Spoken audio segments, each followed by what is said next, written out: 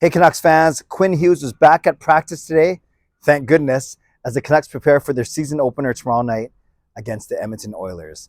I'm Canuck Clay, and this is my Canucks take on one take. It's Clay's Canucks commentary for Tuesday, October the 11th. If you're new, here's what you should do. Hit the subscribe button now for daily Canucks insight that's positive, timely, and trustworthy. Just before I get going, I want to invite you to my live stream tonight at 11 p.m., same time, same place, right here on YouTube. And thanks to everyone who's reached out to me. You saw my post on Twitter, Instagram, or Facebook, or on my YouTube channel. Today is the 18th death anniversary of my late father, Larry, my dad, my hero, the one who helped me become a Canucks fan, instilled the passion for the Canucks into me. So miss you, Dad. Love you very much. And thank you for all that you've taught me. Let's get going. Quinn Hughes back at practice. Brock Boeser inserted into an actual forward line. Things are starting to look a bit more right for the Vancouver Canucks. Yes, Mikheyev still on the IR, so are Dermott and Myers, but at least we have Boeser and Hughes in their proper spots. So as anticipated, Boeser joined Miller and Pearson on the top line, bumping Hoglander off that line. Hoglander bumps down, and then Carlson / Klimovich, we talked about that yesterday, then they get kind of ushered to the press box. So this is how I think, unless something crazy happens between now and tomorrow night, this is how the Canucks will line up for their season opener in Edmonton tomorrow evening.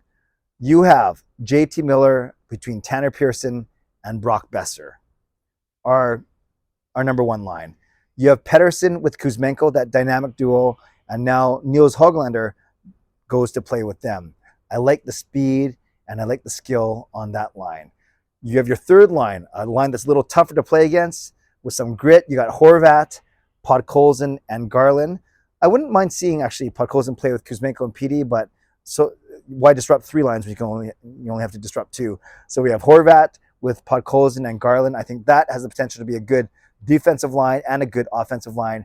And then our fourth line of the newly crowned fourth line champion, the fourth line center of Niels Amon between Dakota Joshua and Curtis Lazar. Love this line. Love how big they are. Love how tough they're going to make the Canucks to play against, hopefully. Then on the blue line, you now have Hughes with Schenn, as we expected, OEL with Pullman, and then that leaves either Rathbone or Stillman with Kyle Burroughs. The fact that Rathbone and Hughes were, I think Rathbone seemed to be the extra, so maybe it's going to be that pugnacious pair. How's that for alliteration of Stillman and Burroughs as our third pairing? But who knows, maybe Rathbone draws in for Stillman instead. And of course, Demko and Martin in net. So at least with Boeser and with Hughes, the lineup seems a lot stronger, first and foremost, especially the D with Hughes in there. And then I think a little more normal, if you want to look at it that way. Now, I guess the three roster players who are missing that would actually have spots in these 18 skaters would be Ilya Mikheyev, and then likely Hoglander is the one that comes out because it was in the preseason game before he got hurt. It was Pearson, Kuzmenko, and Mikheyev. So Mikheyev will likely just take Hoglander's spot on that second line when he's ready. He did practice today, but again, in a non-contact jersey. So Mikheyev's at least a few more days, a few more practices away. And then, of course, we're missing two of our top six in Dermott and Myers, still on the injured reserve list for the blue line. Now, both Quinn Hughes and Brock Boeser spoke to the media after their practice today. Quinn Hughes talked about, yes, it certainly wasn't COVID. Obviously, it was more of a flu, but he was not feeling well, and I don't think it was a sneaky way to get out of preseason games or practices. I think he, as much as he loves to play hockey, he loves to be on the ice, it must have been pretty bad to keep him out of the lineup. But I don't know about you. I was a little scared when a maintenance day turned into a maintenance weekend, turned into a maintenance 4-day weekend. But it was good to see Hughes back at practice today. And Brock Boeser, he basically talked about his injury. He said it was a fluke injury. It was on his good wrist, not his bad wrist, as he said jokingly. And he said he had a similar injury back in college, so he knew how to treat it. He knew how to handle it. He knew how to rehab it. And he doesn't feel worried. He can do one-timers. He has his release off, and he wouldn't be playing if he couldn't handle it. So what was really nice about this is, remember they were saying maybe 3 to 4 weeks for Boeser. It turned out to be only 2 weeks. So that's pretty impressive for a guy who kind of be maligned as injury prone or whatever, for him to get back and as soon as he could. That's pretty cool. Now, Both Boeser and Hughes talked about the importance of a strong start for the Vancouver Canucks. It doesn't matter if you start with 5 on the road or 5 at home. You have to start well, because the points at the start of the season, we always say this, they count the same as the points at the end of the season. Of course, there's more tension near the end of the season when you're fighting for a playoff spot, but these points here and now are just as important. And you want to start off well for so many reasons. Number one, you don't want to fall too far behind. That's what happened last year. After 25 games, the Canucks were 8-17-2. And sure, they went 17 games over 500 for the rest of the way once Boudreau got here for the final 2/3 of the season. But even going at that crazy pace, they were still too far behind to catch up. So number one, you don't want to be left behind, basically trailing the pack. Number two, for the Canucks specifically, you also want to build on the momentum that you had from last year, especially as Boudreau came in. They were really good. They, I think, won 6 or 7 straight. Then it was kind of up and down after that, but mostly up. And Boudreau instilled a lot of good things with this team. Players like Pearson, Boeser started to play a lot better under Bruce Boudreau. So you want to continue that momentum as well. And you just want to start winning.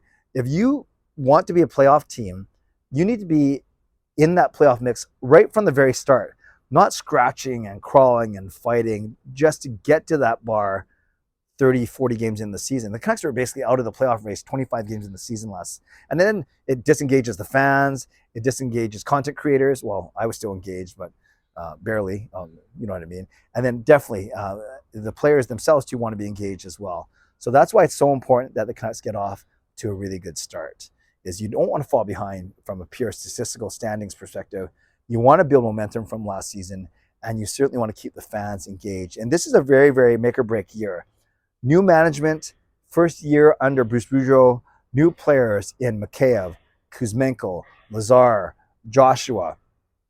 And I think there's a real hope. There's no excuses now. There's no excuses. The new management had their entire offseason to put their stamp on this team. Maybe they didn't do as much as other people wanted them to, but I think it proved very hard to make the changes that they hope to make. But this is who we have right now. We're expecting big seasons from Petey, from Hughes, from Boeser, from Demko, from Horvat, from Miller. And then speaking of Horvat, we have this, you know how JT Miller, his contract was kind of the saga for the start of the offseason. Now it's shift to Bo Horvat, and that's going to be on everyone's mind going forward. So a lot of things to talk about, a lot of things to look forward to. I think tomorrow I'll do a true preview. You guys know where I think the Canucks will finish. You guys know how many points I think they're going to finish with, but I'll put that into a vlog and lock it and load it in tomorrow. But as of now, let me know what you think of Boeser, of Hughes, and the fact, I love how they're talking. They're talking not only we need a good start, but anything less than the playoffs would be unsatisfactory this year. And I completely agree with that. Shout out to my sponsors, Van City Experts Real Estate and Perform and Transform Personal Training and Weight Loss. Thank you, legendary Lucas Gates, legendary Just Incredible, legendary Andrew Chang, Hall of Fame members and franchise members as well. Thanks for your support. And thanks to all of you for continuing to support me on this channel. As always, subscribe if you'd like to, like this video if you'd like to, leave a tip, a super thanks if you'd like to, become a member or upgrade your membership if you'd like to, and definitely leave a comment down below if you'd like to. How are you feeling now, one day, it's like Christmas Eve, one day before the start of the season for the Canucks? Have you made it this far in the video? 9 minutes in. 9 minutes in. I think the video, how am I feeling today? I'm feeling hopeful. So type, even if you don't agree, it's a way to signal that you made it to the end of this video. Type in the word hope or hopeful, because I think we are all hopeful, or we all have hope that the Canucks will get off to a good start this season. So type that in, then I know that you made it to the end of this video. Okay, tonight I have my bowling, and then I have my live stream at 11 p.m. I hope to see you then. Stay safe, stay healthy, take care of yourselves, and take care of each other. Have a great day. God bless, and go Canucks go.